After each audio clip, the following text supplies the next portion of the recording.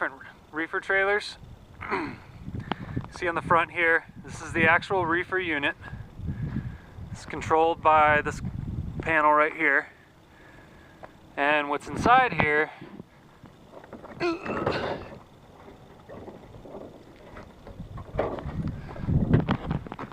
is just a small diesel engine. This engine powers this compressor over here, and that's what actually refrigerates the trailer. Compressors can go out, and they are rather expensive. So depending on the hours of the trailer, depending on the hours that are on the engine and whether it's the original compressor or not, the compressor may need to be changed out, or it may be new. You could have a trailer with 20,000 hours, but a brand new compressor on it. It's going to be worth more than that trailer with the original compressor, as the compressors are pretty expensive to change out. So again, we look at the front here, same 7-way. This operates the brakes, and on this trailer in particular, it'll operate the air ride as well. Work our way down to the side, we have our landing gear. Unique to a reefer is this tank right here. That's a 50-gallon diesel tank, and that's what fuels the actual little diesel engine on the front for the reefer unit. Right here we have aerodynamics. These are called skirts. The idea is above 65 miles an hour, the trailer will get better, be more efficient, and have better gas mileage.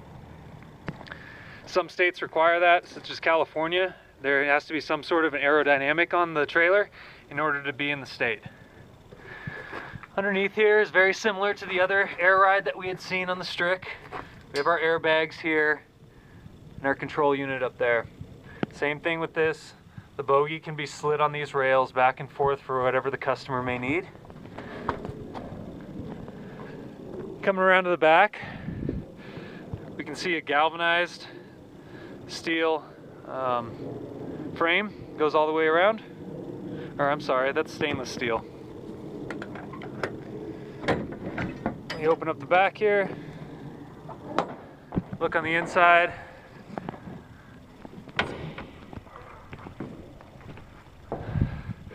This is going to be a duct floor. So it's actually duct, you can see that on there.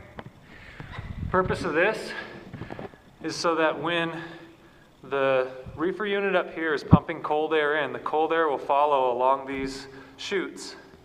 They'll come back to the back here, and even though there'll be cargo on this floor, there's room for air to get by because of the duct, and that cold air will circulate itself straight back up through here and come up in here. So the air is constantly doing this to keep more equal temperature throughout the trailer. See on the inside, these walls look substantially different from all the other trailers that we had seen. This is an insulated roof, insulated walls, much like a refrigerator. So that's basically all it is a giant refrigerator. These floors are aluminum, and all that there's usually pretty high moisture in these, so the aluminum keeps it from rusting in the environment that it's in. Okay.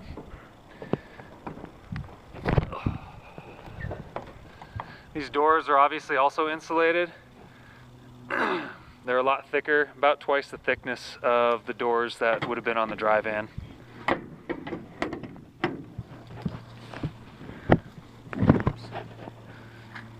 See the aerodynamics come on the other side. There's our hub meter. These are aluminum wheels on the outside here. Typically when the outside's aluminum, makes it look a little better. It's a little nicer. The inside wheels are usually typically still steel since you can't see them. So put your bling on the outside and keep it steel and cheap on the inside. You can see how the aerodynamics, the skirts attach underneath here. Okay. Everything else is basically the same that we had seen on the other trailers. Okay. That's it.